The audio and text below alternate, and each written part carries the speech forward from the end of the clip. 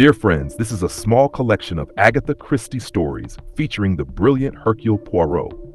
I'm Jason Fraser, your host. Please don't forget to subscribe and like this video. It helps our project tremendously. Thank you, and enjoy your listening experience.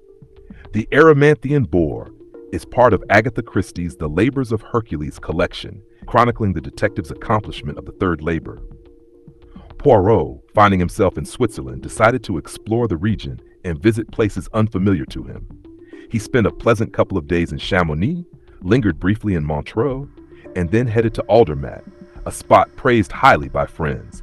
However, Andermatt left Poirot uneasy. Nestled at the end of a valley, surrounded by towering, snow-covered peaks, the place felt claustrophobic. Impossible to remain here, Poirot muttered. Spotting a funicular railway, he decided impulsively, I must go up. The railway ascended to Les Avens, Carouchet, and finally to Rocher-Nage, a dizzying 10,000 feet above sea level. Poirot planned to stop at Les Avens, but fate had other ideas.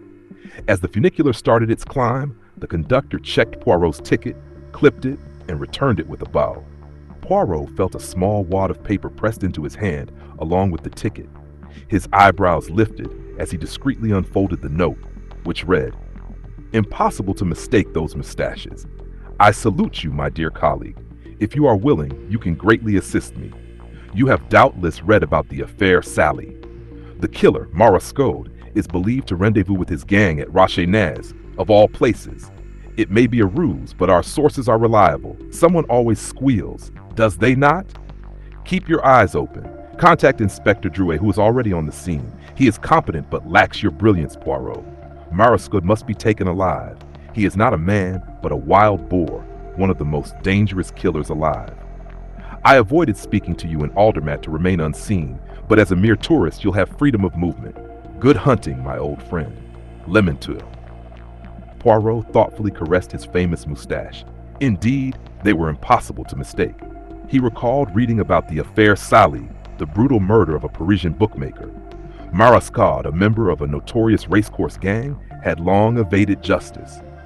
Though suspected of multiple killings, this time the evidence was airtight. He had fled France and police across Europe were hunting him. But Rocher-Nage? Poirot frowned. Above the snowline, the remote hotel was accessible only by funicular, perched precariously on a narrow ledge overhanging the valley. It opened in June, but rarely saw guests before July or August. It seemed an odd, even absurd location for a gang meeting. Yet, Lemonel's information was rarely wrong. Marascode must have a compelling reason for choosing such a place. Poirot sighed. Hunting a ruthless killer was not his idea of a relaxing holiday. He preferred solving puzzles from the comfort of his armchair. But Lemontoy had described Marascode as a wild boar, an apt comparison considering the challenge. How curious, Poirot mused, that this case mirrored the Erymanthian Boar of Hercules' labors. As the funicular climbed, Poirot casually observed his fellow passengers. Across from him sat an American tourist whose attire, overcoat, and hopeful enthusiasm marked him as a small-town visitor seeing Europe for the first time. His guidebook and wistful expression suggested he'd soon strike up a conversation. Nearby, a distinguished man with gray-streaked hair and a hooked nose was absorbed in a German book. His nimble fingers suggested a musician or surgeon. Farther along sat three men of a similar type, ball-legged with a horsey air, engrossed in a card game. Poirot, as always, took it all in, quietly preparing for what lay ahead. Perhaps they would first suggest a stranger joining the game. The stranger would win initially, but the luck would soon shift. There was nothing remarkable about the three men, except for the setting in which they were found. One might have seen their type on any train headed to a race meeting, or aboard an unassuming ocean liner. But here they were, in an almost empty funicular. There was, however, one other occupant in the carriage, a tall, dark-haired woman. Her face was strikingly beautiful, capable of expressing a vast range of emotions, yet it remained frozen in an eerie inexpressiveness. She avoided looking at anyone, her gaze fixed on the valley below. Soon enough, as Poirot had anticipated, the American began talking. He introduced himself as Schwartz, a first-time visitor to Europe. The scenery, he said, was just grand. He'd been deeply impressed by the Château de Chillon, but found Paris overrated. He'd visited the Folies Bergère, the Louvre, and Notre Dame, but lamented that no cafe or restaurant could play proper hot jazz. The Champs-Élysées, however, had impressed him, especially the floodlit fountains. No one disembarked at Les Avines or Courroucée. It was clear that everyone in the funicular was heading to Rocher-Neige. Mr. Schwartz explained his reason for being there. He had always dreamed of standing high among snow-covered mountains. 10,000 feet above sea level was impressive to him, though he'd heard it was impossible to properly boil an egg at such an altitude. In his earnest friendliness, Schwartz tried to engage the tall, gray-haired man on the other side of the carriage, but the latter merely stared coldly over his pince-nez before returning to his book. Turning his attention to the dark-haired woman, Schwartz offered to switch seats so she might enjoy a better view. It was doubtful whether she understood English, but she merely shook her head and nestled further into her fur collar. Schwartz remarked to Poirot, "Seems kind of wrong, seeing a woman traveling alone with no one to take care of things for her. A woman needs looking after when she's on the road." Poirot, recalling certain American women he had encountered in Europe, agreed. Schwartz sighed, his expressive brown eyes reflecting a sense of isolation. "A little friendliness never hurt anyone," he murmured. Arriving at the hotel, the group was greeted by the manager, a large, handsome man with an air of importance. Despite his polished manners, he seemed uneasy. He apologized profusely. The hot water system was out of order, and the hotel wasn't fully prepared for guests this early in the season. His urbane facade didn't fool Poirot, who detected a glimmer of deep-seated anxiety. Lunch was served in a long dining room with a view of the valley below. Gustave, the solitary waiter, moved skillfully between tables, offering suggestions from the menu and producing the wine list with practiced ease. The three men sat together speaking boisterously in French, reminiscing about old times. Their hearty laughter seemed out of place in the tranquil setting. The dark-haired woman dined alone at a corner table, her gaze never lifting. Later, as Poirot sat in the lounge, the manager approached him with a confidential air. "Monsieur must not judge the hotel too harshly. It is not yet the season. Guests do not typically arrive until late July." Poirot nodded, and the manager continued, lowering his voice. "The lady, monsieur, perhaps you noticed her? She comes here every year before the season starts. Her husband was killed while climbing these mountains 3 years ago. They were devoted to each other. This is her sacred pilgrimage." The gray-haired gentleman was introduced as Dr. Karl Lutz, a renowned Viennese doctor seeking peace and quiet after being displaced by the Nazis. "It is peaceful here," Poirot observed. "And those 3 gentlemen," he added, gesturing toward the boisterous men, "do they too seek repose?" The manager shrugged, the worried look reappearing in his eyes. "Ah, tourists! They always seek something new. The altitude alone offers them a novel sensation." Poirot, however, found the sensation anything but pleasant. His heart raced unnaturally, and a nursery rhyme floated absurdly through his thoughts.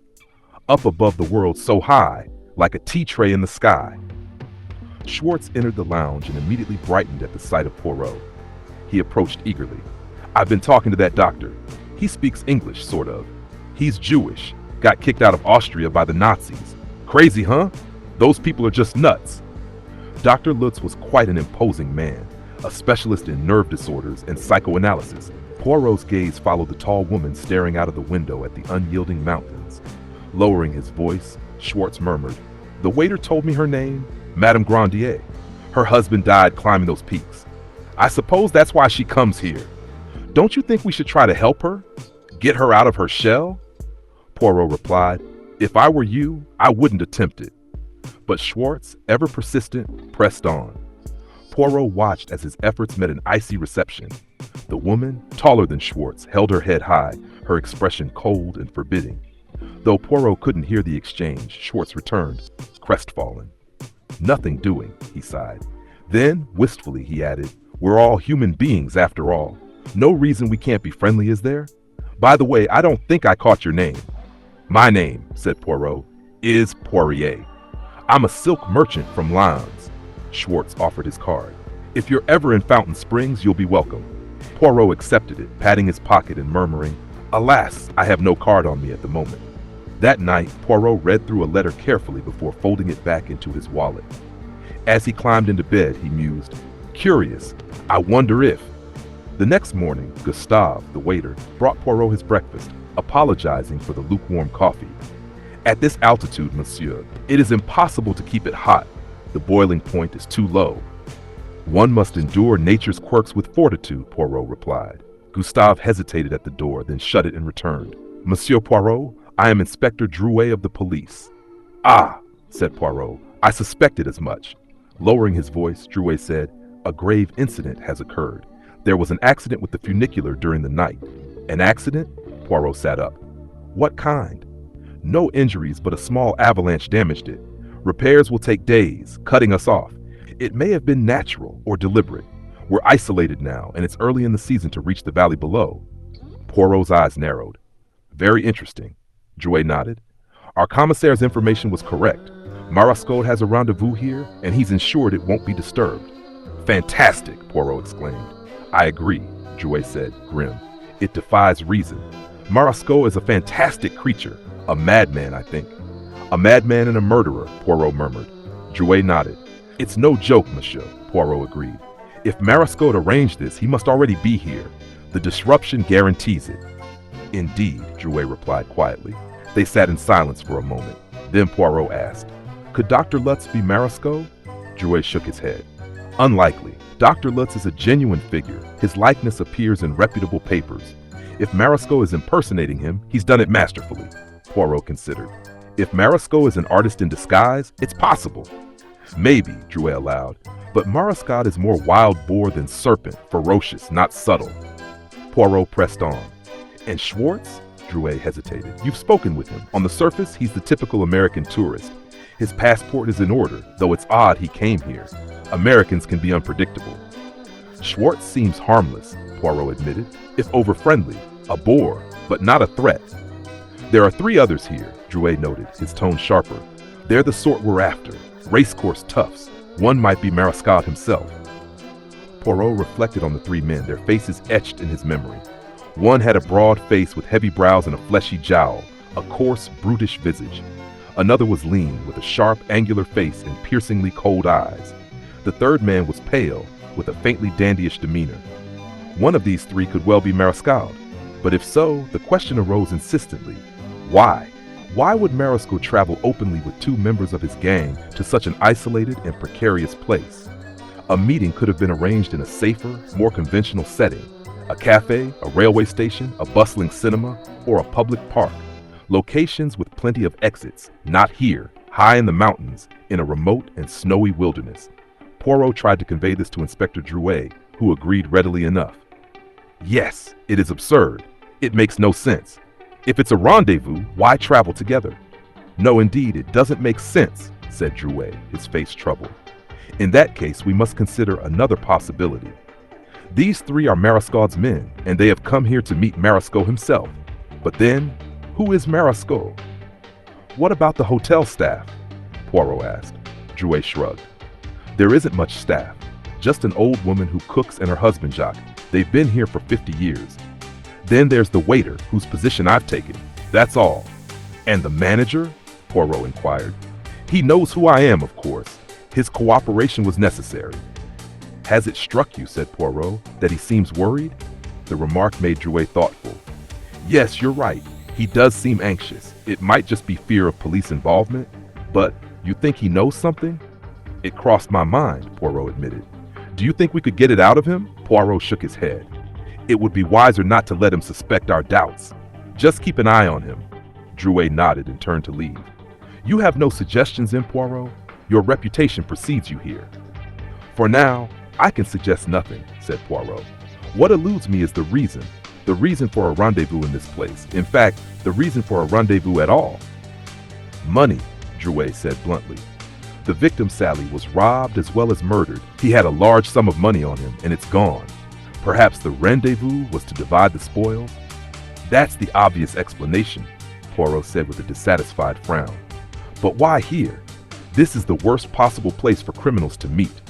It is, however, the kind of place one might come to meet a woman." Drouet stepped forward eagerly. "You think?" "I think," said Poirot, "that Madame Grandier is a very beautiful woman. I think anyone might climb 10,000 feet for her if she suggested it.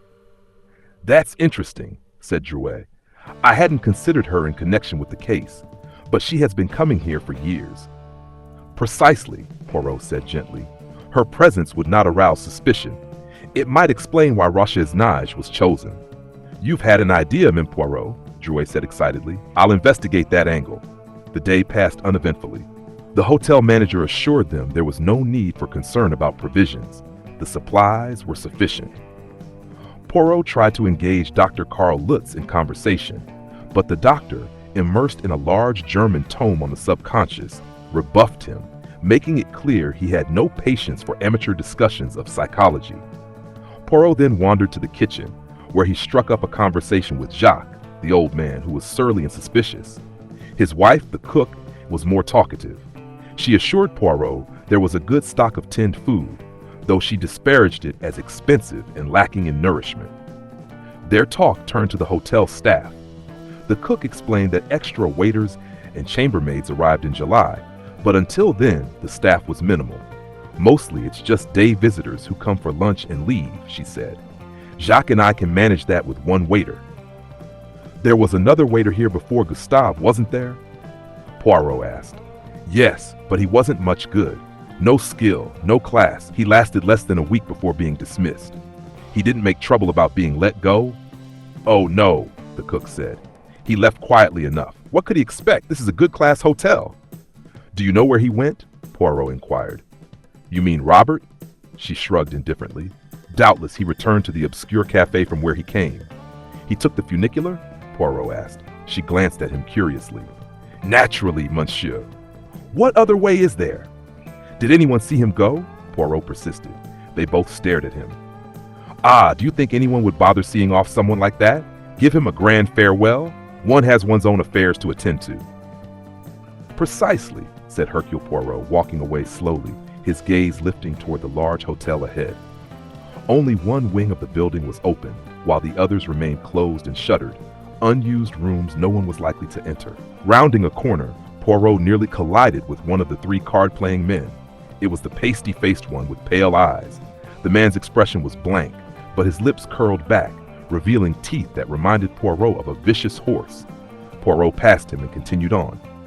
Ahead, a tall, graceful figure came into view, Madame Grandier. Poirot quickened his pace and caught up with her. This accident with the funicular, he began. It is distressing. I trust it has not inconvenienced you? Is a matter of indifference to me, she replied in a deep contralto voice, not even glancing at him. She veered off toward the hotel and entered through a small side door. Hercule Poirot retired early, but was awakened after midnight by the sound of someone fumbling with his door lock. Sitting up, he switched on the light just as the lock gave way. The door swung open to reveal the three card-playing men. They appeared slightly drunk, their faces a mix of foolishness and malice. Poirot caught the gleam of razor blades as the thick-set man advanced, growling, "Sacred pig of a detective, bah!" before launching into a tirade of profanity. The men closed in, their razors flashing. "We'll carve him up, boys," the big man jeered. "Slash his face open. He won't be the first tonight." Suddenly, a crisp, transatlantic voice cut through the tension. "Stick him up." The men froze and turned. Schwartz, clad in vividly striped pajamas, stood in the doorway, holding an automatic pistol. "Stick 'em up, guys. I'm a pretty good shot," he warned. To emphasize his point, he fired, the bullet whizzing past the big man's ear and embedding in the window frame. 3 pairs of hands shot into the air. Here's the copied paragraph exactly as requested.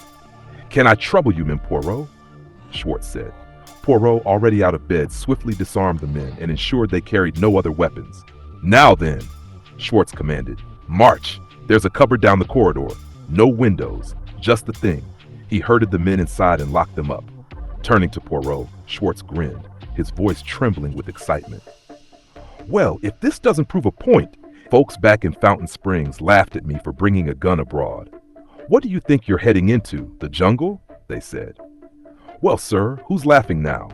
Did you ever see such an ugly bunch of toughs?" "My dear Mr. Schwartz," Poirot said, "you arrived in the nick of time. It could have been a scene from a play. I am very much in your debt. Think nothing of it. So what now? Shouldn't we turn these boys over to the police? Alas, that's not an option, Poirot said thoughtfully. It's a knotty problem. Perhaps we should consult the manager. The manager? I think not. First, we consult the waiter, Gustave, also known as Inspector Drouet. Schwartz stared. The waiter? A detective? So that's why they attacked him. Precisely, said Poirot. They already targeted Gustave. Come with me.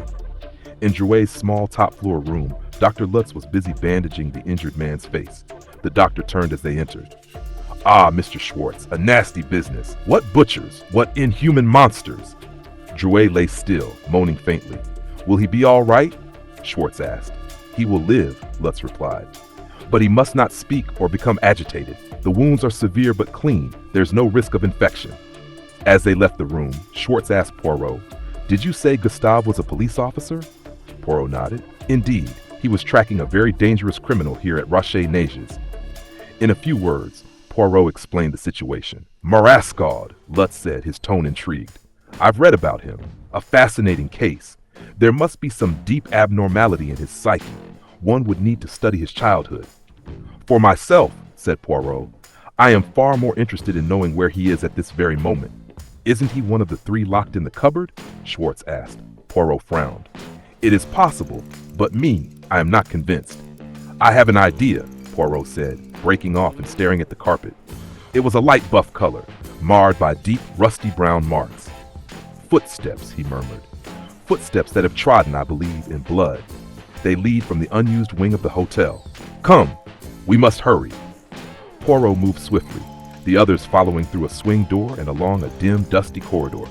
They turned a corner, still tracing the crimson tracks until they reached a half-open doorway. Poirot pushed the door open and stepped inside. He stopped abruptly, his face clouded with horror. It was a bedroom, the bed unmade, a tray of food left on a table. But in the center of the floor lay a man's body. He was just over middle height and had been attacked with savage ferocity. A dozen wounds marked his arms and chest, while his head was battered beyond recognition. Schwartz gave a muffled gasp, turning away as if he might be sick. Dr. Lutz muttered an exclamation in German. Schwartz stammered, Who is this man? Does anyone know? I believe, said Poirot, he was known here as Robert, a rather unskilled waiter. Lutz stepped closer to the body, bending down. Look, he said, pointing with a finger. Pinned to the dead man's chest was a sheet of paper, scrawled in ink. Marascade will kill no more, nor will he rob his friends. Marascade, Schwartz exclaimed. So this is Marascade.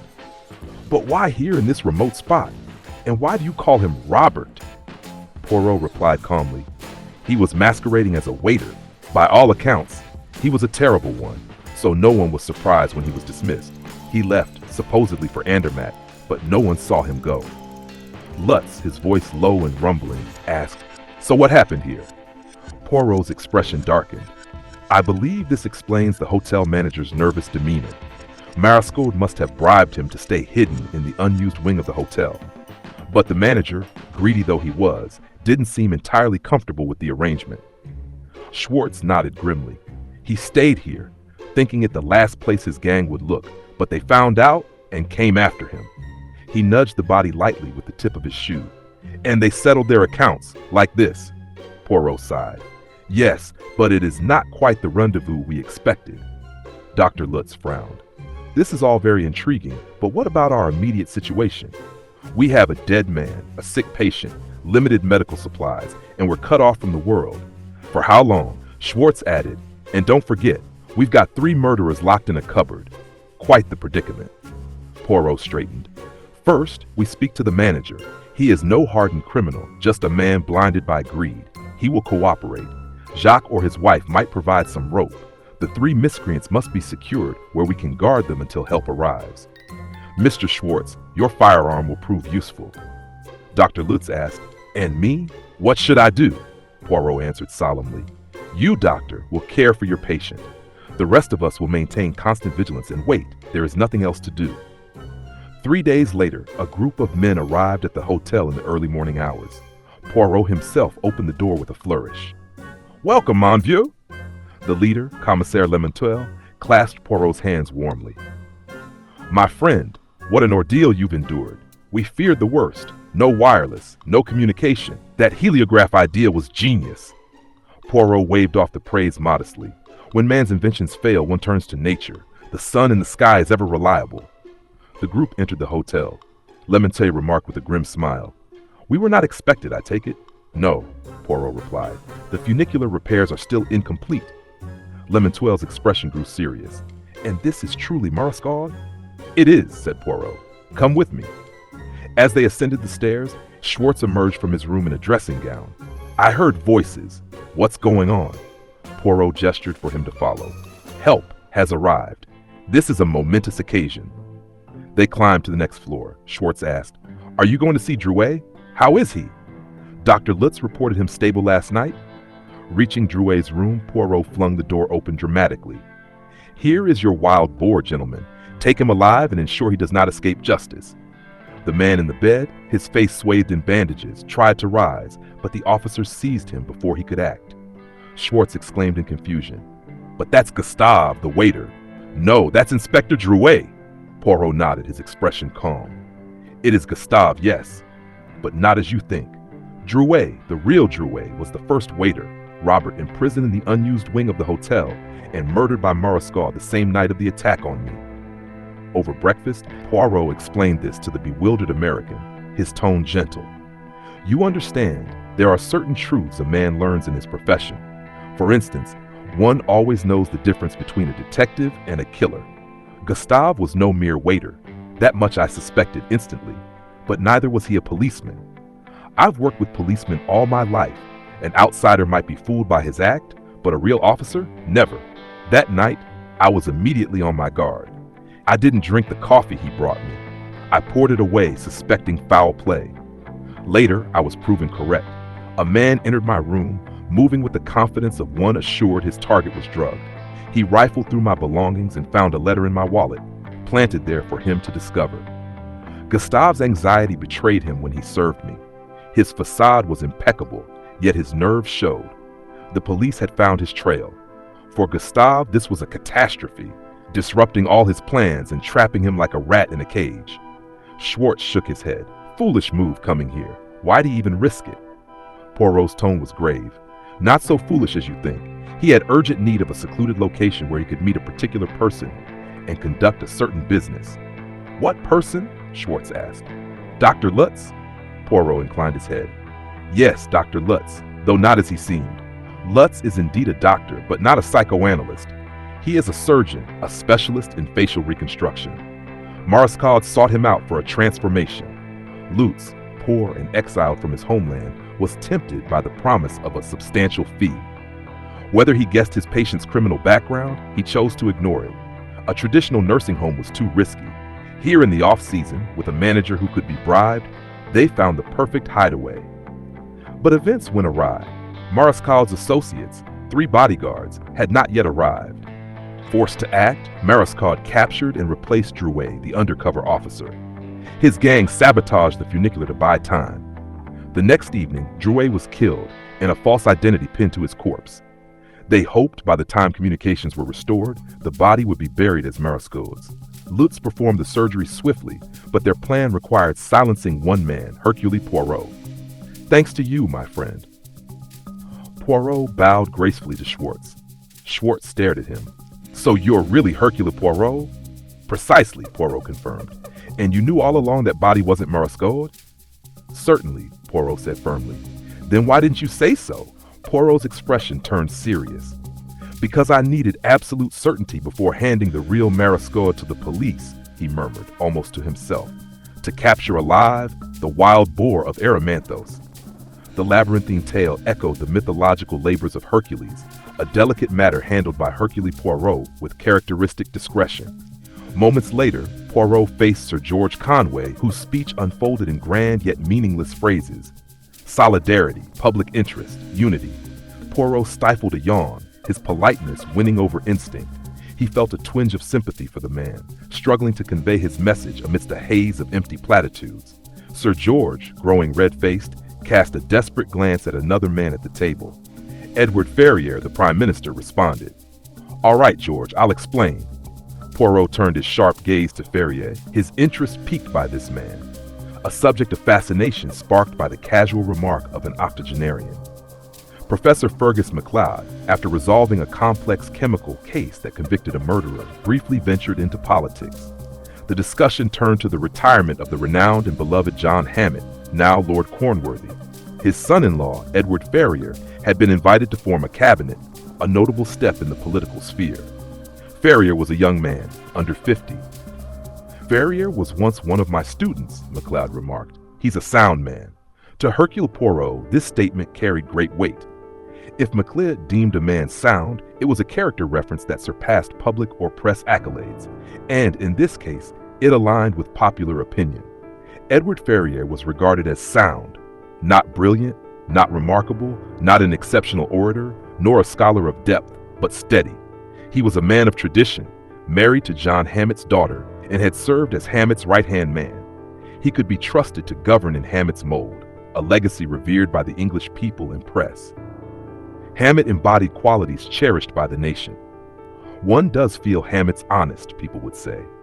Tales of his simple home life and fondness for gardening paralleled Baldwin's pipe and Chamberlain's umbrella.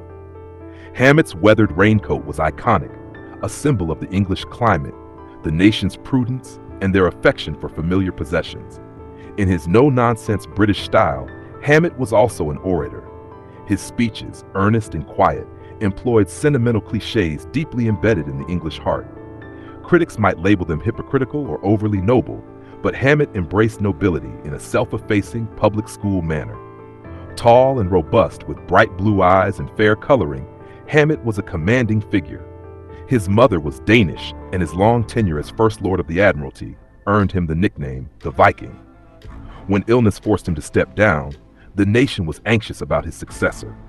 Lord Charles Delafield was brilliant, perhaps too much so. Evan Whitler was clever but potentially unscrupulous. John Potter fancied himself a dictator, and England wanted no part of that.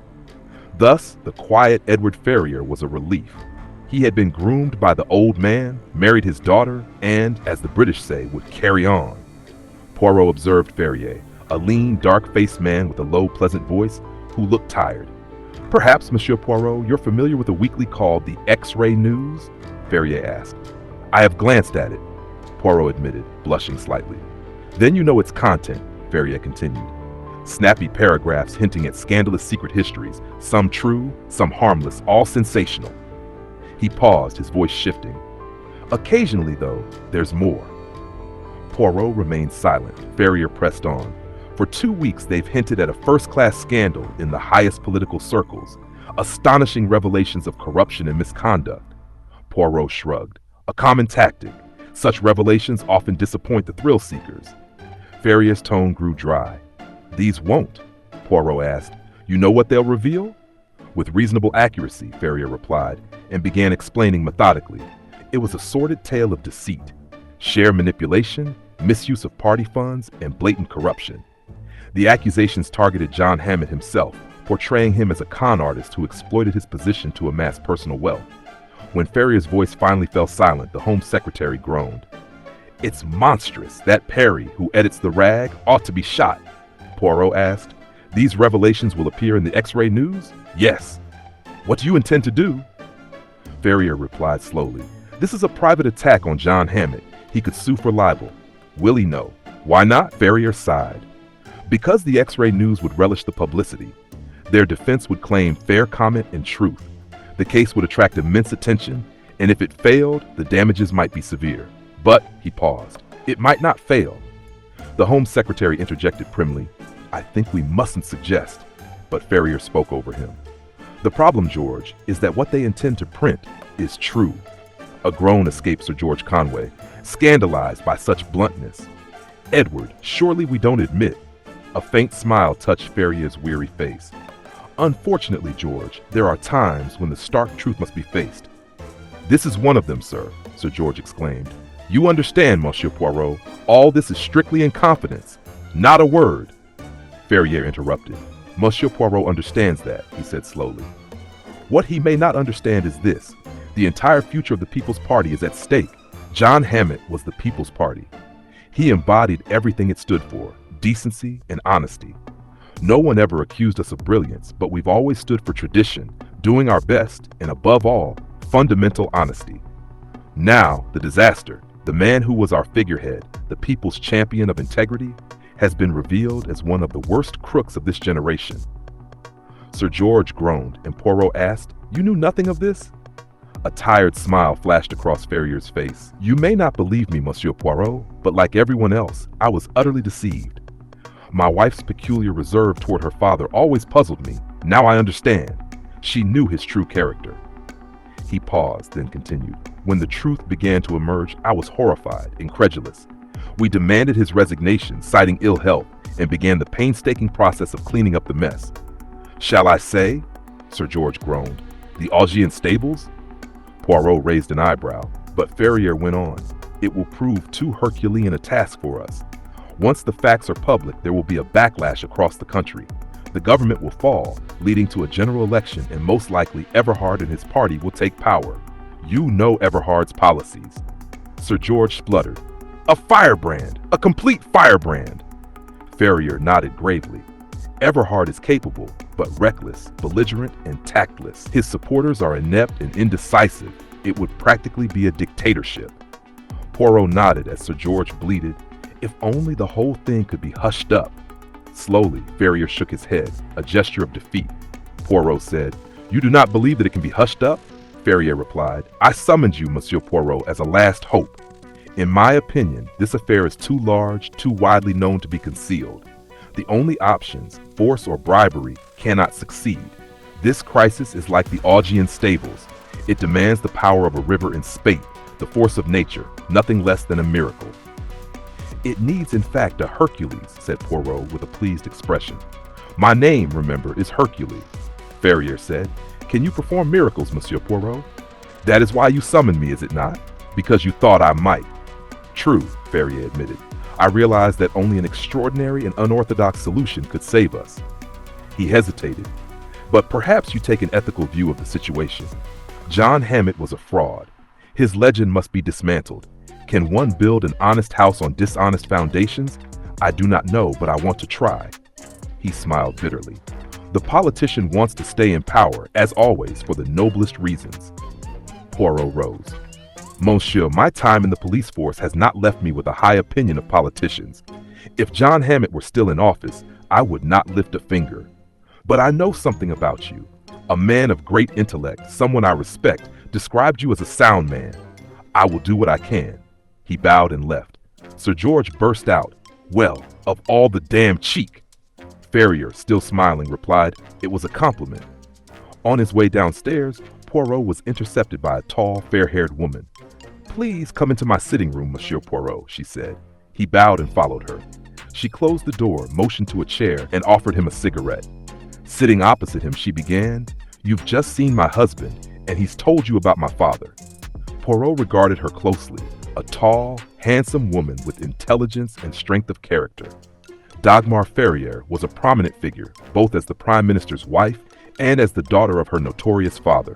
She epitomized the ideal Englishwoman, a devoted wife, loving mother, and enthusiastic participant in public life. Her love of country living, understated elegance, and dedication to charity had made her immensely popular. She had initiated special programs to support the wives of unemployed men. The entire nation respected her, and she was a key asset to her political party. Hercule Poirot remarked, "You must be terribly worried, madam." "Oh, I am. You have no idea," she replied. "For years I've been dreading something." Poirot asked, "You had no idea what was happening, actually?" She shook her head. "No, not at all. I only knew that my father wasn't what everyone believed him to be. I realized as a child that he was a fraud." Her voice turned deep and bitter. "It's because of marrying me that Edward will lose everything," Poirot said gently. "Have you any enemies, madame?" She looked at him, surprised. "Enemies? I don't think so," Poirot said thoughtfully. "I think you have. You will need courage, madame. There is a major campaign against your husband, and against you. You must prepare to defend yourself." She cried, "But it doesn't matter about me, only about Edward." Poirot replied, "The one includes the other. Remember, madame, you are Caesar's wife." Her color drained as she leaned forward. "What are you trying to tell me?" Percy Perry, editor of the X-Ray News, sat behind his desk smoking. Small and weasel-faced, he spoke in a soft, oily voice. "We'll give them the dirt, all right. Lovely, just lovely. His thin, spectacled assistant said uneasily. You're not nervous? Expecting strong-arm stuff? Not them, Perry sneered. They haven't the guts. It wouldn't help them anyway. Not with the way we've got it all set up here in Europe and in America. They must be in a stew. Won't they do anything? The assistant asked. They'll send someone to talk. Polite, Perry replied. A buzzer sounded. Perry answered the phone, then grinned. Send him up. They've roped in that high-toned Belgian detective. He's coming now to do his thing. Hercule Poirot entered, impeccably dressed, with a white camellia in his buttonhole. Pleased to meet you, Monsieur Poirot, Perry said with mock politeness. On your way to the royal enclosure at Ascot? No, my mistake, Poirot replied. One hopes to present a good appearance. It's even more important when one has few natural advantages. Perry, irritated, cut to the point. What do you want? Poirot leaned forward, tapped Perry's knee, and smiled. Blackmail. What the devil do you mean? Perry demanded.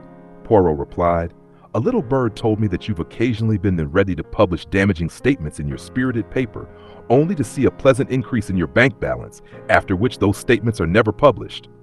Perry snapped. That's slander. Poirot smiled calmly. I meant no offense.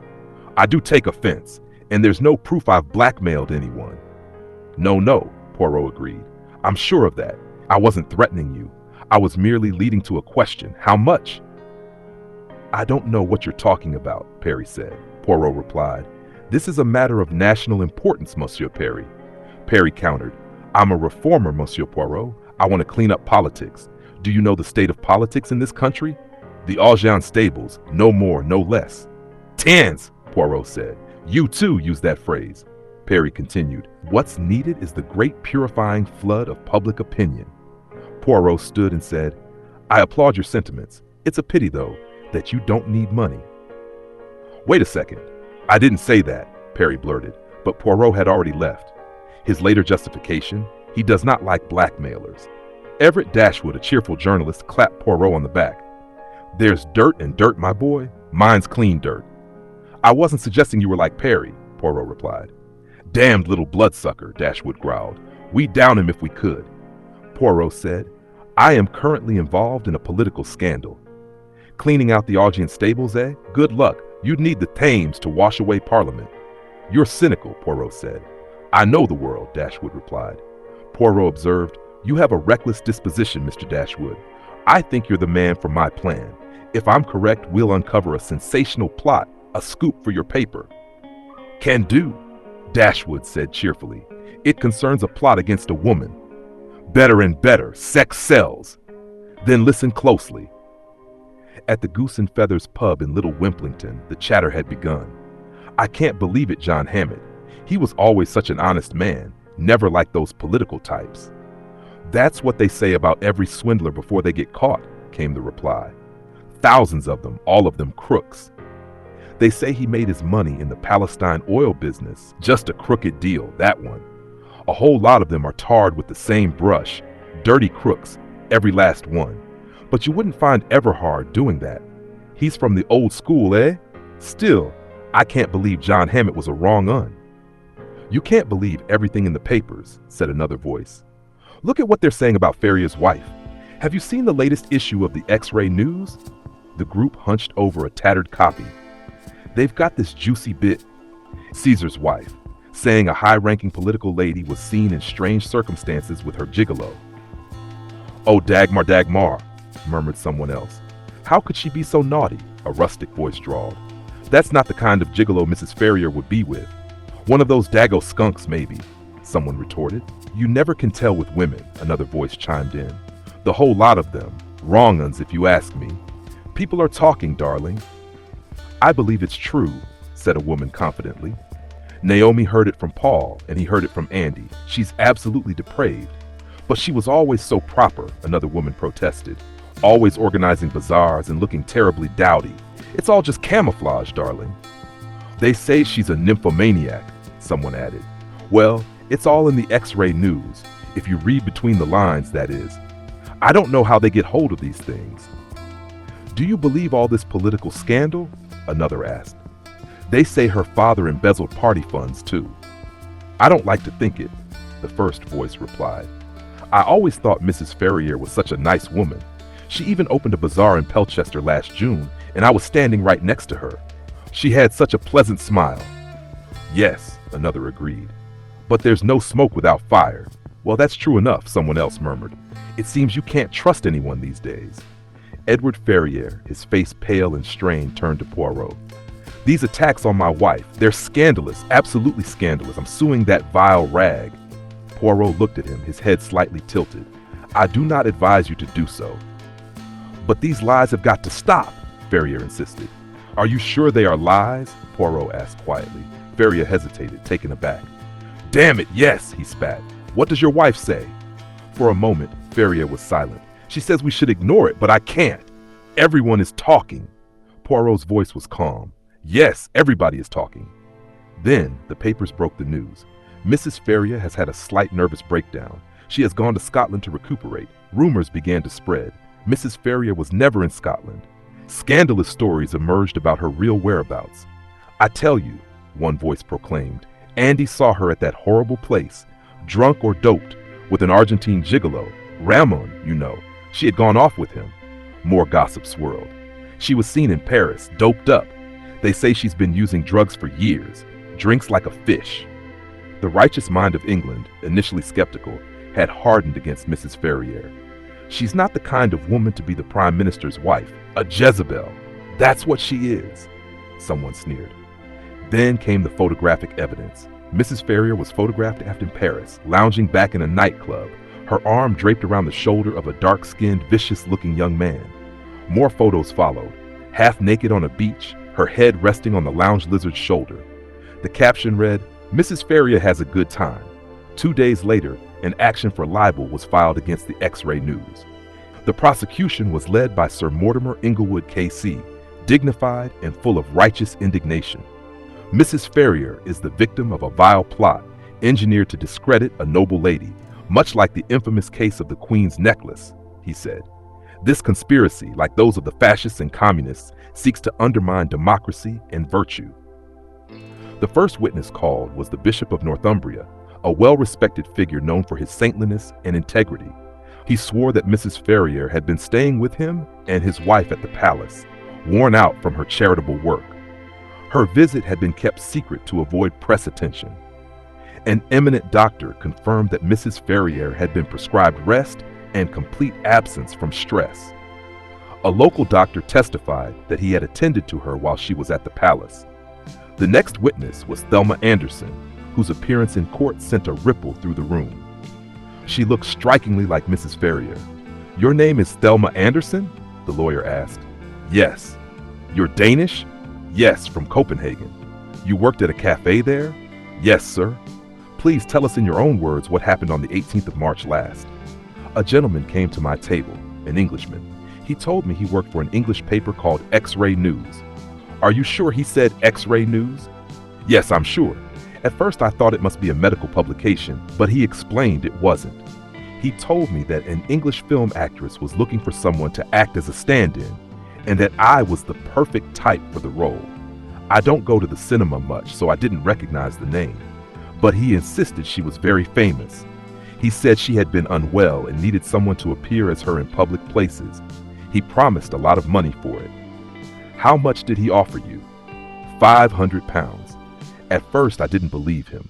I thought it was some kind of trick, but then he paid me half the money up front, so I quit my job and went along.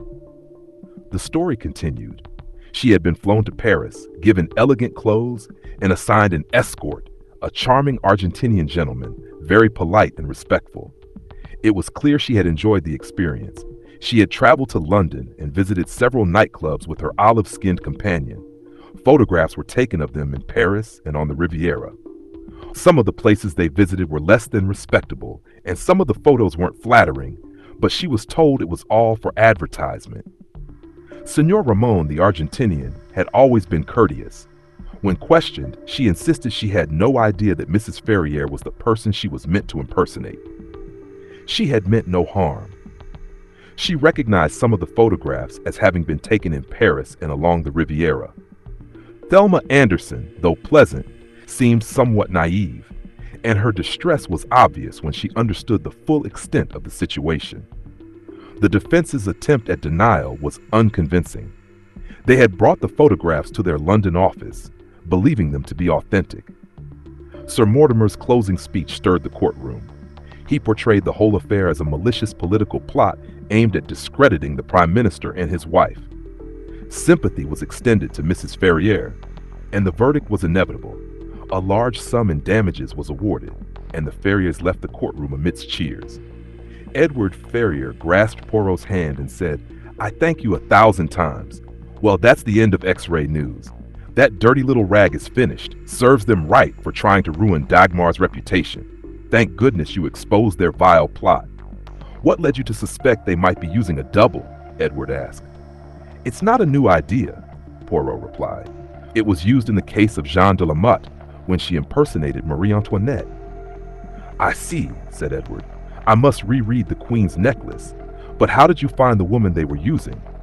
"I searched in Denmark and found her there." "But why Denmark? Mrs. Ferrier's grandmother was Danish, and Mrs. Ferrier herself has a distinctly Danish look. There were other reasons too." "The resemblance is striking," Edward marveled. "What a devious idea," Poirot smiled. "But it wasn't they who thought of it." Edward stared at him, confused. "I don't understand. What do you mean?" Poirot tapped his chest. "I thought of it." Edward was shocked. "You?" "Yes. You see, we must go further back in history to an older story, the cleansing of the Augean stables. Hercules used a river, a great force of nature. In modern times, what is a great force of nature? Sex. It's the sex angle that sells stories, that creates news. Scandal tied to sex is far more compelling than political plots or fraud." "Ah," Edward murmured, understanding dawning. "But how did you manage to turn the course of that river?" "First, I had to get my hands dirty like Hercules. A journalistic friend of mine helped. He searched Denmark until he found someone who could impersonate Mrs. Ferrier. He mentioned X-ray news, hoping it would ring a bell. It did." "And then?" Edward asked. "Then mud. A great deal of mud. Caesar's wife was thoroughly besmirched, which fascinated the public far more than any political scandal. The result? Virtue was vindicated, and the pure woman was cleared of any wrongdoing. It sparked a great tide of romance and sentiment. Meanwhile, the X-ray news became the laughingstock of the nation." Edward took a deep breath. For a moment, it seemed he might physically confront Poirot. "You used my wife," he exclaimed. Just then, Mrs. Ferrier entered the room. "Well," she said, "that went well, didn't it?" "Dagmar, did you know all along?" Edward asked.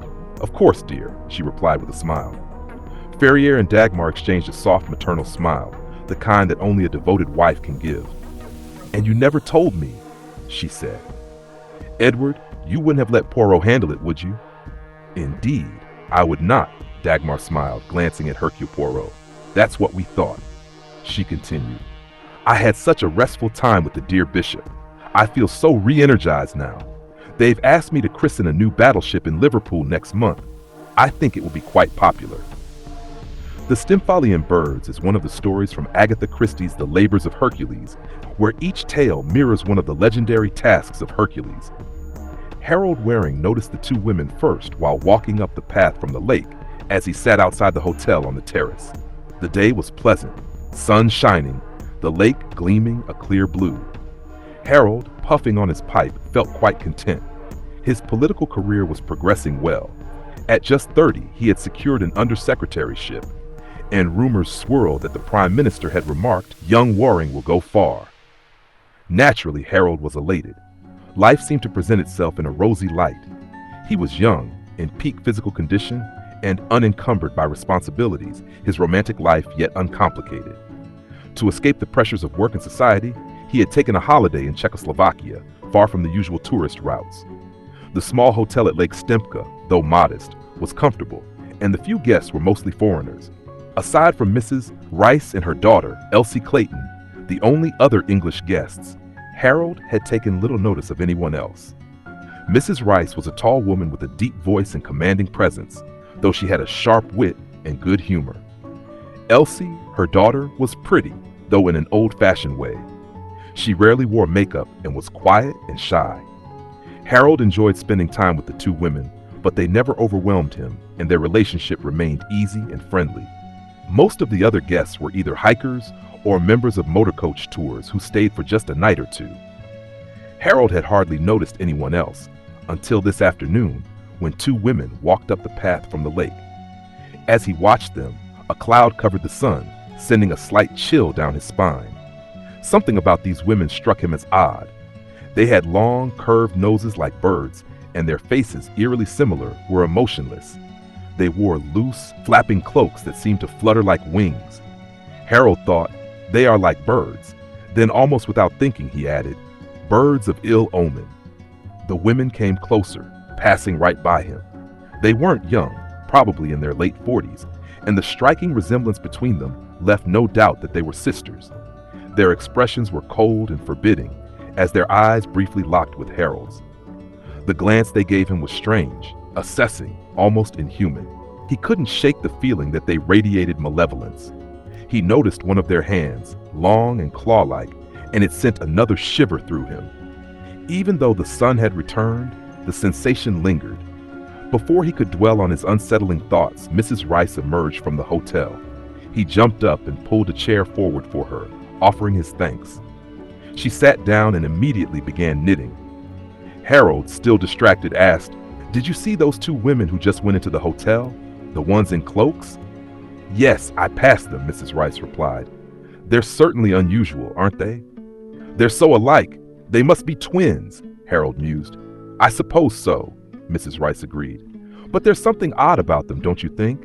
Perhaps I'll take a closer look and see if I agree with you." "I have a feeling there's something evil about them," Harold confessed. Mrs. Rice raised an eyebrow. "How curious. We'll find out from the concierge who they are. I imagine they're not English." "No, they're not," Mrs. Rice said, glancing at her watch. "It's tea time. Would you mind ringing for the bell, Mr. Waring?" "Of course, Mrs. Rice," Harold said, doing as she asked. When he returned to his seat, he asked, "Where's your daughter this afternoon?" "Elsie? We took a walk together, partway around the lake and then through the pine woods. It was lovely," Mrs. Rice replied. A waiter arrived with the tea orders as Mrs. Rice continued knitting. Elsie had a letter from her husband. She may not come down for tea. Harold was surprised. Her husband? I always thought she was a widow. Mrs. Rice shot him a sharp look. "Oh, no, Elsie isn't a widow." The word unfortunately hung heavily in the air as she added, "Her husband drinks, and a great many other things as well. He's wildly jealous and has a terrible temper." Harold was taken aback. "That's awful." Mrs. Rice sighed deeply. "It's a difficult world, Mr. Waring. Elsie is my only child, and it pains me to see her unhappy." "I can see that," Harold said with sincere sympathy. "She's such a gentle soul." Mrs. Rice nodded slowly. "A little too gentle, perhaps. You see, a happy person is often more assertive. Elsie's gentleness, I believe, comes from a place of defeat." "Life has become too much for her," Harold remarked with a hint of hesitation. "How did she end up marrying that husband of hers?" Mrs. Rice replied, "Philip Clayton was quite a charming man. He still is. He had some money, and there was no one to warn us about his true character. I had been a widow for many years." "Two women living alone aren't the best judges of a man's character," Harold observed thoughtfully. "That's true," Mrs. Rice agreed. Harold was suddenly overwhelmed by both pity and indignation. Elsie Clayton couldn't have been more than 25 at most. He remembered the kindness in her blue eyes and the soft curve of her lips. In an instant, he realized his feelings for her went beyond mere friendship, and she was married to a brute. That evening, Harold joined Mrs. Rice and her daughter. After dinner, Elsie wore a soft, dull pink dress, her eyes noticeably red from crying. Mrs. Rice spoke briskly. "I figured out who your two harpies are, Mr. Waring and two Polish women. A fine family, so the concierge says." Harold glanced toward the Polish women sitting across the room. Elsie said with interest, "Those two women over there, with the henna-dyed hair, they look rather awful." "Somehow, I don't know why," Harold said triumphantly. "That's exactly what I thought." Mrs. Rice laughed. "I think you both are being absurd. You can't judge people by their looks." Elsie laughed too. "I suppose you can't. Still, I think they're vultures." "Picking out the eyes of the dead," Harold added. "Oh, don't," Elsie replied. Harold quickly apologized. "Sorry," Mrs. Rice smiled. "Anyway, they're not likely to cross our path," Elsie said. "We don't have any guilty secrets." "Perhaps Mr. Waring has," Mrs. Rice teased with a twinkle in her eye. Harold laughed and threw his head back. "Not a secret in the world. My life's an open book," he said, suddenly struck by a thought. What fools people are who stray from the straight path. A clear conscience is all one needs to face the world, and with that, you can tell anyone who interferes to go to the devil. In that moment, he felt alive, strong, and fully in control of his fate. Like many Englishmen, Harold was a poor linguist. His French was halting, and his German and Italian were decidedly British in intonation. He knew little beyond that.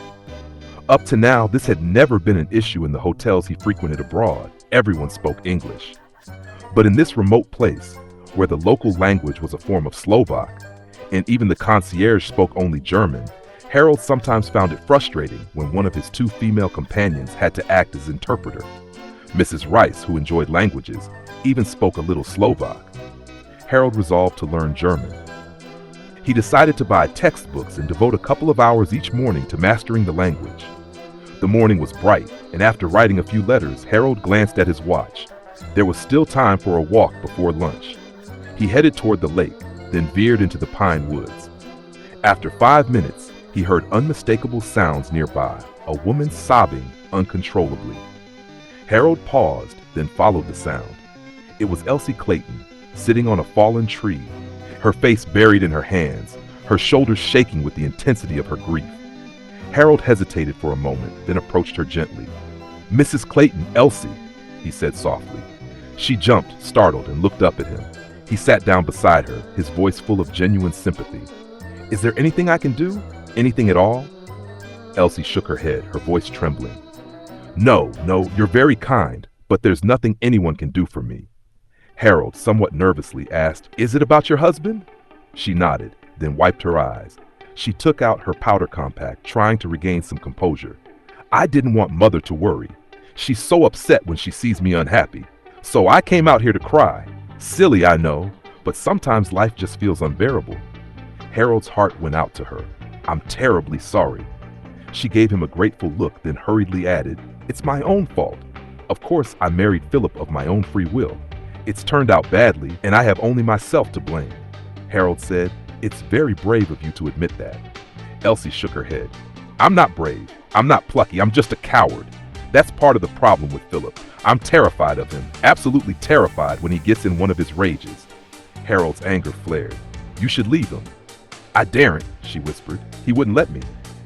"Nonsense," Harold said. "What about a divorce?" Elsie slowly shook her head. "I have no grounds." Straightening her posture, she added, "No, I have to keep going. I spend a lot of time with Mother. Philip doesn't mind that, especially when we go somewhere quiet like this." She blushed. "You see, part of the problem is that he's insanely jealous. If I so much as speak to another man, he makes the most terrible scenes." Harold's indignation swelled. He had heard many women complain of their husbands' jealousy, and while he often sympathized, he secretly believed the husbands were justified. But Elsie Clayton wasn't one of those women. She had never given him so much as a flirtatious glance. Elsie pulled away from him with a slight shiver, glancing up at the sky. "The sun's gone in," she said.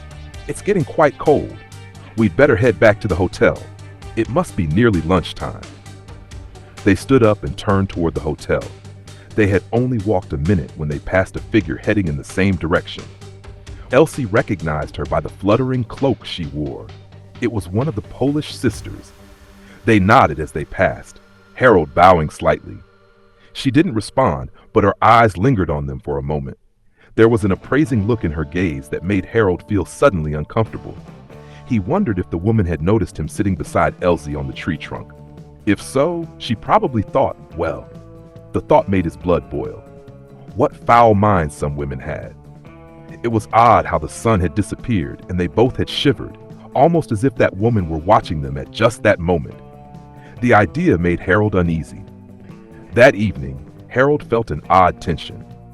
He went to his room just after 10, where the English mail had arrived. A number of letters needed his attention. After donning his pajamas and a dressing gown, he sat at the desk to deal with his correspondence. He had written 3 letters and was beginning the 4th when the door suddenly swung open. Elsie Clayton stumbled in, her face pale, her breath coming in short gasps. Harold jumped to his feet. Elsie slammed the door behind her, and gripped the chest of drawers, trying to steady herself. Her face was chalk white and she looked terrified. "It's my husband," she gasped. "He arrived unexpectedly. I think he'll kill me. He's mad, completely mad." "I came to you," she continued, her voice shaky. "Please, don't let him find me." She swayed forward, almost falling, and Harold quickly moved to catch her. But before he could reach her, the door was thrown open again. A man stood there, a heavy car spanner in hand. He was of medium height, with thick eyebrows and a dark, slicked-back hair. His voice was filled with rage as he shouted, "So the Polish woman was right. You're carrying on with this man." Elsie cried out, "No, Philip, it's not true. You're wrong." Harold instinctively shielded her, but Philip Clayton advanced on them, his fury growing. "Wrong, am I? When I find you here in his room, he spat. "I'll kill you for this." In a quick, violent movement, Clayton dodged Harold's outstretched arm. Elsie, terrified, darted behind him. Without hesitation, Philip followed, and Elsie fled out of the room. Determined not to let the situation escalate, followed them both. Elsie had made it to her own bedroom at the end of the hall. Harold could hear her trying to lock the door, but before the bolt could catch, Philip wrenched it open. He stormed into the room, and Harold heard Elsie scream. Harold rushed in after them. Elsie was backed against the curtains, her eyes wide with fear. Philip lunged at her, brandishing the spanner. In a panic, Elsie grabbed a heavy paperweight from the desk and hurled it at him. Clayton collapsed instantly, falling to the floor with a thud. Elsie screamed in horror, and Harold froze in the doorway. The room was silent for a moment before Elsie collapsed beside her husband, her hands trembling as she knelt beside him. Harold stood frozen, unsure of what to do. Just then he heard the sound of a door being unlocked down the hall. "Please, please," Elsie whispered, her voice breathless. "Go back to your room. They'll come. They'll find you here." Harold nodded, quickly assessing the situation. Philip Clayton was out of commission for now, but Elsie's scream could have been heard. If Harold were found in her room, it would cause a scandal that could ruin both their reputations. With a sense of urgency, he slipped out of the room as quietly as he could, running back to his own. Just as he reached his door, he heard footsteps approaching. He sat in his room, waiting for what felt like an eternity. Then a soft knock sounded at his door. Startled, Harold opened it, but it was not Elsie who stood there. It was her mother. Harold was struck by her appearance. She looked years older, her gray hair in disarray, dark circles under her eyes. She collapsed into the chair, breathing heavily. Harold rushed to her side. "Mrs. Rice, you look terrible. Can I get you something?" She shook her head weakly. "No, it's all right. It's just the shock." "Is Clayton badly hurt?" Harold asked, his voice tense. Mrs. Rice caught her breath. "Worse than that," she whispered, her voice breaking. "He's dead." The room seemed to spin. A chill ran down Harold's spine as he processed the words. "Dead?" he repeated dully, unable to comprehend the gravity of the situation. Mrs. Rice nodded wearily, her voice carrying the flat, drained tones of utter exhaustion. "The corner of that marble paperweight hit him right on the temple, and he fell back with his head on the iron fender. I don't know what killed him, but he's certainly dead. I've seen death often enough to know." Disaster. That single word echoed relentlessly in Harold's mind. "Disaster. Disaster," he muttered vehemently. "It was an accident. I saw it happen." Mrs. Rice snapped. "Of course it was an accident. I know that, but is anyone else going to think so?" "I'm frightened, Harold. This isn't England." Harold spoke slowly. "I can confirm Elsie's story." Mrs. Rice nodded. "Yes, and she can confirm yours. That's just it." Harold's sharp mind, ever cautious, saw the gravity of their position. They had spent a considerable amount of time together. Worse still, they had been seen in the pine woods by one of the Polish women, in circumstances that could be interpreted as compromising. Though the women didn't speak English, they might understand words like jealousy or husband. If one of them overheard their conversation, it was clear that something had been said to Clayton that had sparked his jealousy. And now, his death. When Clayton had died, Harold had been in Elsie's room. There was nothing to prove he hadn't deliberately struck Philip Clayton with the paperweight. Nothing to prove the jealous husband hadn't discovered them together. They had only their word. And what if no one believed them? A cold fear gripped Harold. He didn't fear being condemned for murder. It was unthinkable. Manslaughter, perhaps, but even then, they'd likely be acquitted. Still, there would be an inquiry. The papers would be full of it. An Englishman and woman accused of murder, the jealous husband, the rising politician. That was it. His political career would be over. A scandal like this would destroy him. In a burst of desperation, he said, "Can't we just get rid of the body? Plant it somewhere?" Mrs. Rice looked at him with astonishment, her scorn evident. "My dear Harold, this isn't a detective story. Attempting something like that would be crazy." "I suppose it would," he muttered, a groan escaping him. "What can we do? My God, what can we do?" Mrs. Rice shook her head, her expression one of despair. She was thinking, her mind working in overdrive. "Harold, isn't there anything? Anything we can do to avoid this disaster?" There it was, the word that defined it all. Disaster. The unthinkable. The damning. They stared at each other in silence until Mrs. Rice, hoarse with emotion, spoke. "Elsie, my little girl, I'd do anything. It will kill her if she has to go through this." She added bitterly, "And you too, your career, everything." Harold tried to focus on her words. "Never mind me." Mrs. Rice's voice trembled. "It's all so unfair, so utterly untrue. It's not as if there had ever been anything between you and her. I know that, Harold." Harold grasped at any hope. "You'll be able to say that at least, that everything was perfectly fine." "Yes," Mrs. Rice replied bitterly, "if they believe me. But you know what these people are like." Harold agreed gloomily. To the continental mind, there would undoubtedly be a connection between him and Elsie. All of Mrs. Rice's denials would likely be seen as a mother lying to protect her daughter. "Yes, we're not in England," Harold muttered. "Worse luck." Rice lifted her head slowly, a spark of determination in her eyes. "That's true. It's not England. I wonder now." Harold looked at her eagerly. "What do you mean? How much money do you have?" she asked abruptly. "Not much with me," he replied, "but I could wire for more." Mrs. Rice considered this, then said grimly, "We may need a lot, but I think it's worth a try." Harold felt a glimmer of hope. "What's your idea?" She spoke decisively. "We don't have a chance of concealing the death ourselves, but I think there's a chance of covering it up officially." "Do you really think so?" Harold asked, hopeful but incredulous. "Yes," she said confidently. "For one thing, the hotel manager will be on our side. He'd much rather have this hushed up. I believe that in these out-of-the-way Balkan countries, you can bribe anyone. The police here are probably more corrupt than anyone." Harold nodded slowly. "I think you're right," Mrs. Rice continued. "Fortunately, I don't think anyone in the hotel heard anything. Who has the room next to Elsie's on the other side from yours?" "The two Polish ladies," Harold said. "They didn't hear anything. They would have come out if they had. Philip arrived late. The only one who saw him was the night porter." Mrs. Rice's face brightened. "Do you know, I believe it's possible to hush this all up. We could get Philip's death certified as natural causes. It's just a matter of bribing the right person, probably the chief of police." Harold managed a faint smile. "It sounds like something out of a comic opera." "Isn't it? Well, after all, we can only try," Mrs. Rice said, her energy palpable. The manager was called, and Harold stayed in his room, deliberately avoiding involvement. He and Mrs. Rice had agreed that the story should center around a quarrel between husband and wife. Elsie's youth and beauty would naturally attract more sympathy. The following morning, several police officers arrived and were led up to Mrs. Rice's room. They departed by midday. Harold had wired for money, but beyond that, he played no active role in the events. He couldn't have, even if he tried. None of the officials spoke English. By noon, Mrs. Rice entered his room. She looked pale and weary, but the relief on her face spoke volumes. "It's worked, thank heaven," she said simply. "You've been wonderful," she continued, almost incredulous. "It's remarkable how smoothly it went. You'd think it was completely normal. They practically extended their hands right away." "It's rather disgusting, really," Harold remarked dryly. "But this isn't the time to quarrel about the corruption of public services. How much?"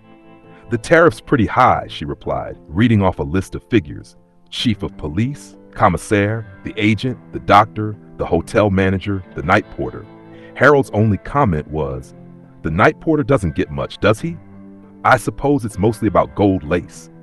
Mrs. Rice explained, "The manager insisted that the death didn't happen in his hotel.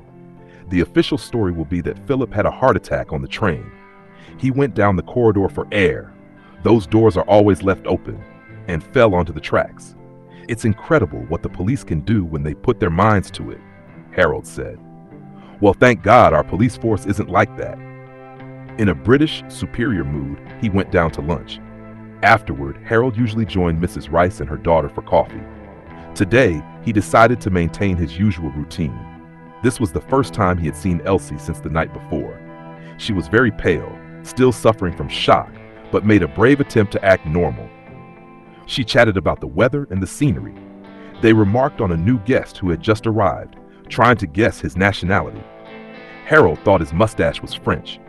Elsie guessed German. Mrs. Rice thought he might be Spanish. Apart from the two Polish women sitting at the far end, doing their fancy work as always, they were alone on the terrace. Harold felt an inexplicable chill. Those still faces, those sharp beaks of noses, those long claw-like hands. A page boy approached and told Mrs. Rice that she was wanted. She followed him to the entrance of the hotel. They saw her meet a police officer in full uniform. Elsie gasped. Harold reassured her quickly. Don't worry, nothing's gone wrong. But he himself felt a sudden pang of fear. Your mother's been wonderful, he added. I know, Elsie replied. Mother's a fighter. She'll never accept defeat. She shuddered. But it's all horrible, isn't it? Don't dwell on it. It's over and done with, Harold urged. Elsie lowered her voice. I can't forget that it was I who killed him. Don't think of it that way, Harold said urgently. It was an accident. You know that. Her face softened a little, and Harold added, and anyway, it's in the past. Try never to think of it again. Mrs. Rice returned, and her expression made it clear that everything was fine. It gave me quite a fright, she said, almost cheerfully, but it was just a formality about some papers. Everything's all right now. My children, we're out of the shadow. I think we deserve a liqueur to celebrate. The drink was ordered, and they raised their glasses. To the future, Mrs. Rice said. Harold smiled at Elsie. To your happiness. Elsie returned his smile, lifting her glass. And to you, to your success. I'm sure you'll become a very great man. With the weight of fear lifted, they felt lighthearted and almost carefree. From the far end of the terrace, the two Polish women stood, rolling up their work. They approached Mrs. Rice, making little bows as they passed. One of them began speaking while the other's gaze lingered on Elsie and Harold, a faint smile on her lips. Harold, sensing something unsettling, glanced at Mrs. Rice. Although he couldn't understand the words, the expression on Mrs. Rice's face spoke volumes. The old anguish and despair returned as she listened, occasionally speaking a brief reply. Soon, the two women rose, making their stiff bows before heading back into the hotel. Harold leaned forward, his voice hoarse. What is it? He asked. Mrs. Rice answered in a voice steeped in quiet, hopeless despair. Those women are going to blackmail us.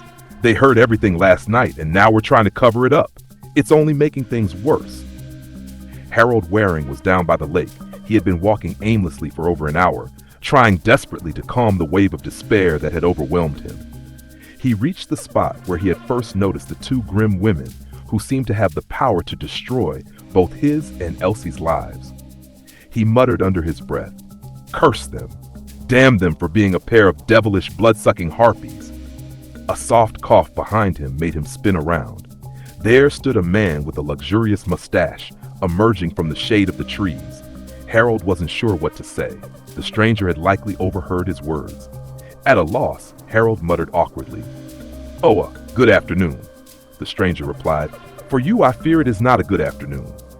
"Well, Harold stammered, unsure what to do. The little man said, "You are, I think, in trouble. Monsieur, may I be of assistance to you?" Harold quickly shook his head. "Oh no, thanks. Just blowing off some steam." The stranger smiled gently. "But I believe I could help you. Am I correct in thinking your troubles are connected to the two ladies sitting on the terrace?" Harold stared at him, his heart racing. "Do you know anything about them?" he asked, incredulous. "Who are you, anyway?" With a modest air, the stranger replied, "I am Hercule Poirot. Shall we walk into the woods and you shall tell me your story? I believe I can be of assistance." To this day, Harold couldn't understand why he suddenly poured out his entire story to a man he had only just met. Maybe it was the pressure of the situation. But whatever the reason, he told Poirot everything. The detective listened in silence, nodding gravely now and then. When Harold finished, Poirot spoke quietly, almost dreamily. The Stymphalian birds with iron beaks who feed on human flesh, who dwell by the Stymphalian lake. Yes, this fits very well. Harold stared, confused. I beg your pardon? Poirot smiled slightly. It is just a reflection. I have my own way of looking at things, you understand. He paused, then continued. As for your situation, it is very unpleasant. I don't need you to tell me that, Harold said impatiently. Poirot went on. It is a serious matter, blackmail. These harpies will make you pay again and again.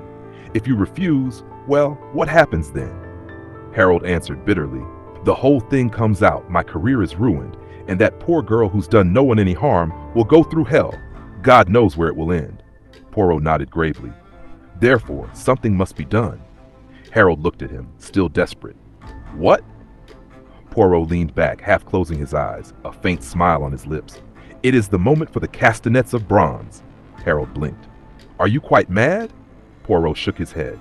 Mais non, I simply strive to follow the example of my great predecessor. Have a little patience, my friend. By tomorrow, I may be able to deliver you from your persecutors. The next morning, Harold found Poirot sitting alone on the terrace. Despite himself, Harold had been impressed by Poirot's confidence. He approached the detective nervously. Well? He asked. Poirot beamed. It is well. What do you mean? Harold asked, his heart pounding. Everything has settled itself satisfactorily, Poirot replied dreamily. But what has happened? Poirot smiled. I have employed the castanets of bronze, or in modern terms, I have caused metal wires to hum. I have employed the telegraph. Your Stymphalian birds, monsieur, have been removed to a place where they cannot exercise their ingenuity for some time. They've been arrested? Harold asked, astonished. Precisely.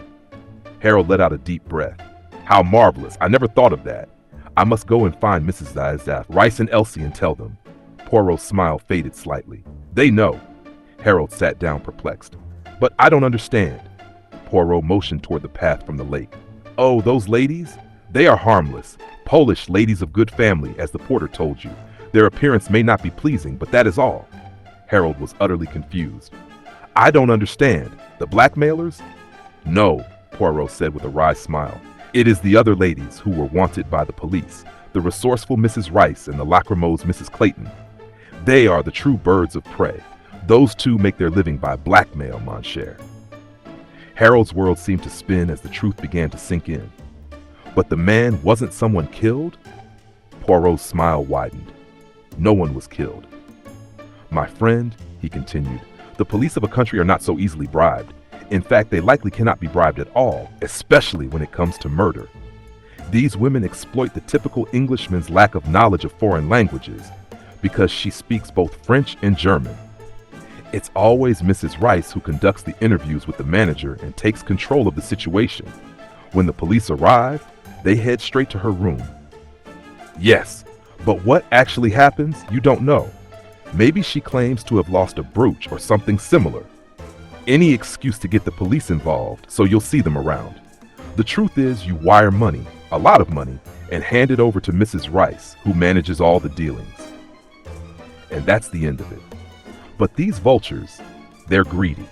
They've noticed that you've developed an unreasonable aversion to these two unfortunate Polish women.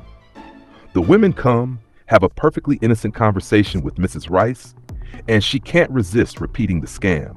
She knows you can't understand the language, so you'll be forced to send more money, which Mrs. Rice will pretend to distribute to a new set of people. Harold drew a deep breath. And Elsie, his voice trailed off. Hercule Poirot turned his eyes toward him. She played her role beautifully.